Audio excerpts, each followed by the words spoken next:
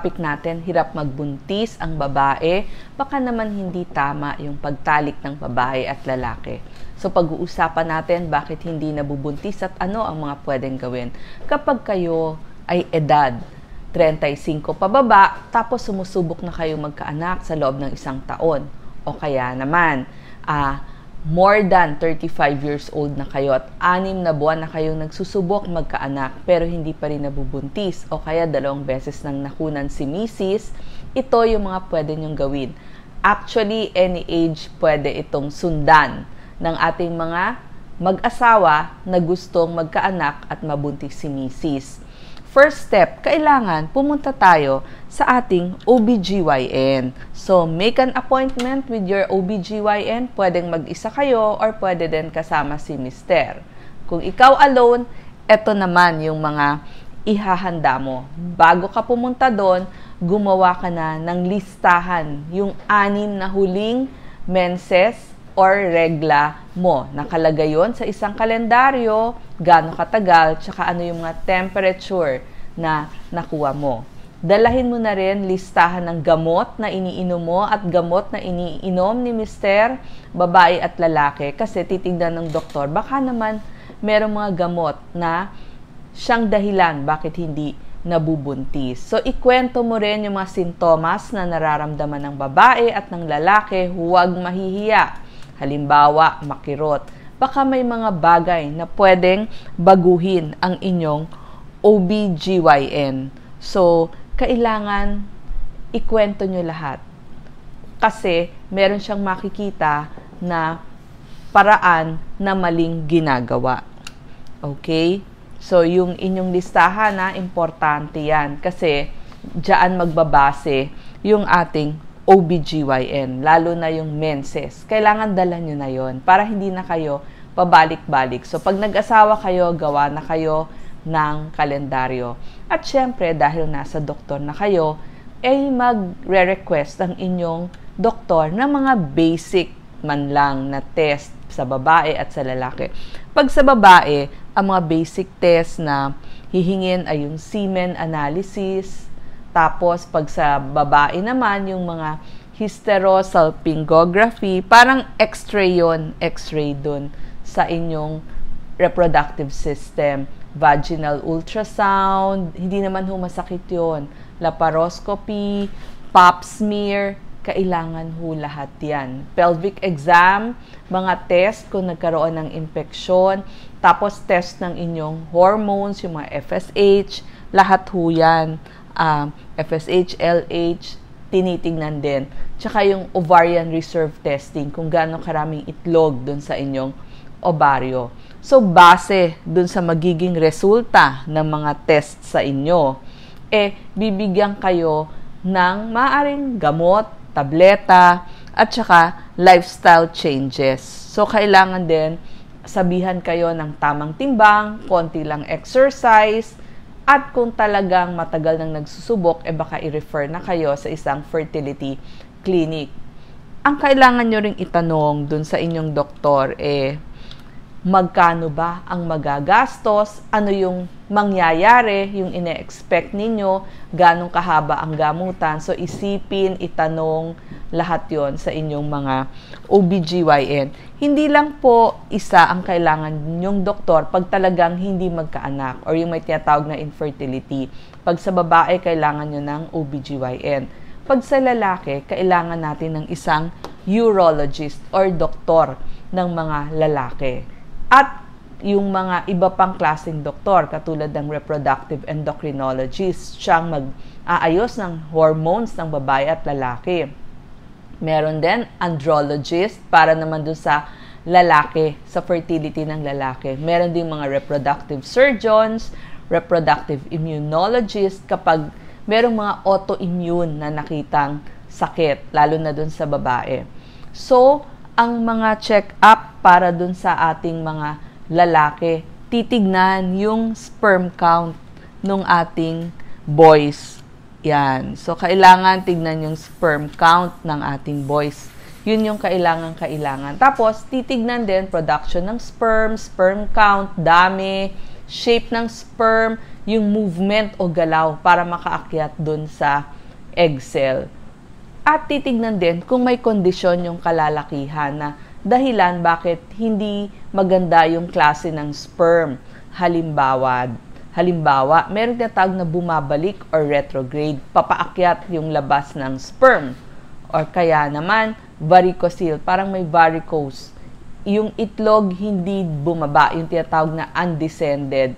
Or baka yung mga hormones mismo ay mababa. Ang check-up naman dun sa kababaihan, kailangan makita yung ovulation o pangingitlog. Kung marami pa bang itlog na natitira, o kaya tama ba yung fertilization pag nag-meet yung sperm tsaka yung itlog, tsaka nakaka-implant ba? Kasi merong mga kondisyon na nagkokos bakit hindi maka-implant yung ating mga egg and sperm na nag-meet. Baka naman may PCOS o kaya naman yung tinatawag na polycystic ovary syndrome. Baka may infeksyon, dating nagkaroon ng mga PID, may endometriosis, merong myoma. At based doon sa check-up, magbibigay ng vitamins yung inyong OBGYN. Halimbawa, bibigyan kayo ng folate, ng zinc, vitamin C and E, tsaka iron.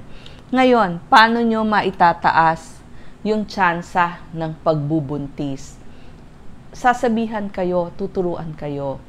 Magtalik bago. So, mga 5 days before ng ovulation nyo at during ovulation para mauna na yung sperm dun sa tubo. So, kasi yung ating sperm pwedeng mag-survive ng 5 araw. Meron tayong mga tinatawag na ovulation predictor kit. Nabibili na yan ngayon para tamang timing yung paglabas ng egg cell. At meron din mga follicular monitoring. So, through ultrasound naman yan. Pupunta kayo sa inyong OBGYN, tapos sabihin niya, uwi na, lalabas na yung inyong itlog. So, maraming mga pwedeng gawin. Kaya kailangan ng guidance ng ating OBGYN.